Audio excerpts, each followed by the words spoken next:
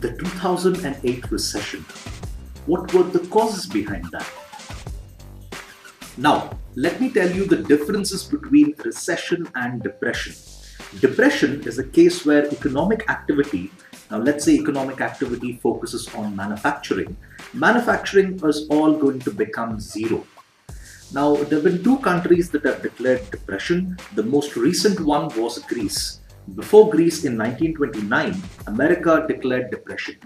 Recession is something that comes and goes every so often. But the most notorious recession we've seen is the 2008 recession, which was caused by several banks in America. So what happened? How come all of a sudden dozens of banks in America collapsed and the whole world was shaken by what happened in America in 2008? Now there are a few reasons behind this. Let's look at them one at a time. One is the subprime crisis. Subprime crisis. Now, subprime talks about giving loans to people who cannot afford to repay. Now, you might ask yourself, why go about giving loans to someone who cannot go about repaying this? Now, there are several reasons behind that. Now, most of the people who borrowed these loans were from the minority communities, like African Americans and Hispanics. Now, when they would approach to a bank and ask them, give me a loan, I want to go about buying a house. Most of the loans here were, remember, housing loans. I'll tell you why the housing loans are the big culprit in some time. These guys would go about asking for a housing loan. And the banks were obligated to go about giving them because they did not want to have any case against them as racial discrimination. Now, a bank can go about denying a loan to a black guy or a Hispanic, but later on they didn't want to fear that they are denying loans because these people are of a different color. So that's one reason why they went on to give loans to people who really could not go about repaying this. Now the banks have gone about giving loans to people who cannot really repay. Now there's a bit of a financial crunch. Not the people not repaying it, but there's a problem of liquidity. Home loans have this problem wherein it is going to take you decades before you recover anything from the investment. When I say investment, I mean giving the loan to the person who requested it. Now in India, let's say I were to take a housing loan of 10 lakh rupees, a fairly small amount. Now I've taken a maturity for the housing loan as 20 years. Now let's do some math here. If I have taken a loan of 10 lakh rupees for 20 years, the bank is going to recover all that 10 lakh rupees plus interest in 20 years. So you can see how the liquidity here is very, very low. In comparison to, say, credit cards, in comparison to automobile loans, where you can recover this in 2, maybe 5 years, recovering a housing loan is what is going to be a hurdle.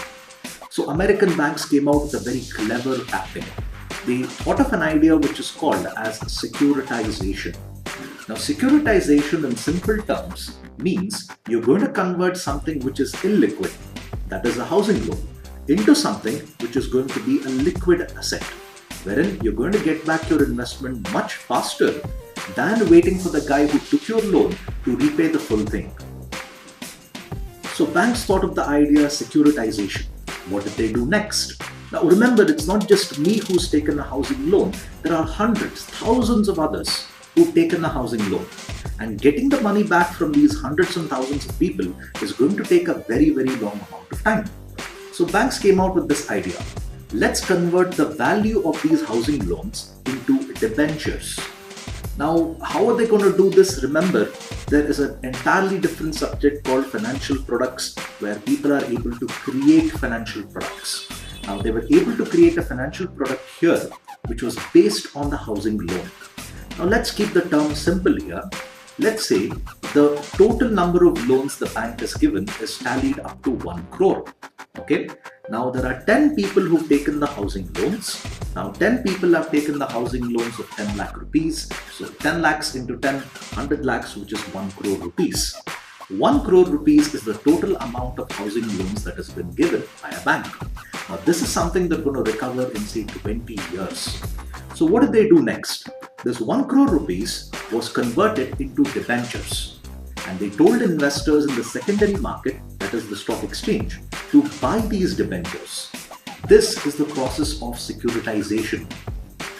Now came an even more interesting thing. Now they converted these housing loans into debentures. Now people started to buy these debentures. The 1 crore rupees which you were supposed to get in say 20 years was divided into small debentures. Let's say each debenture was divided into 1 lakh rupees. Okay. Now they were able to sell 100 debentures in the secondary market, and they were able to get their 20 years return in a few minutes in the secondary market. Now came another more problem. The people who were going to repay these housing loans started to default. The bank was very confident that, don't ask me how they were confident by giving loans to people who can't repay. That's America for you. So the banks were in fact quite confident that these people would repay, and then these guys started to default. Then came another problem. The bank had this movement of money being set up. I would take the money from the guy who took the loan, and I would divide that into my income plus the income which I would give to the person who bought that debenture. Now this is what was it. The guy who was supposed to give you the housing loan, pay that in installments, started to default. Now when he started to default, there became a big problem for the bank. Now the bank started to do something wherein they started to foreclose these houses. They told them, get out of the house, we're going to take over the property. Then came another hassle.